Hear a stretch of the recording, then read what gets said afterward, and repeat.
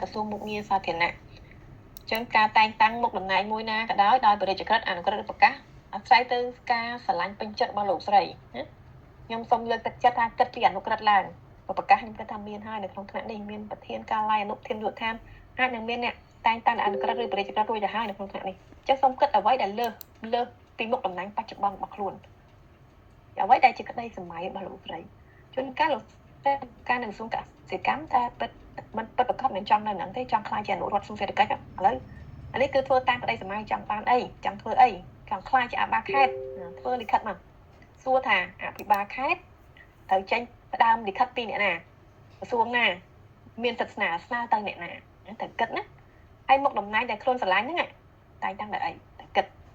អ្នកណាមានសិទ្ធិស្នើទៅអ្នកណាបើសិនបើលោកស្រីមិនមែនរាជការទីវិលទេជាកងកម្លាំងគាត់ប្រដាប់អាវុធជាមន្ត្រីនគរបាលជាតិឬក៏ជាមន្ត្រីនៃស្ថាប័ននីតិបញ្ញត្តិអញ្ចឹងត្រូវគិតទៀតឧទាហរណ៍ស្ថាប័ននីតិបញ្ញត្តិនៅអគ្គលេខាធិការដ្ឋានព្រឹទ្ធសភាមុខតំណែង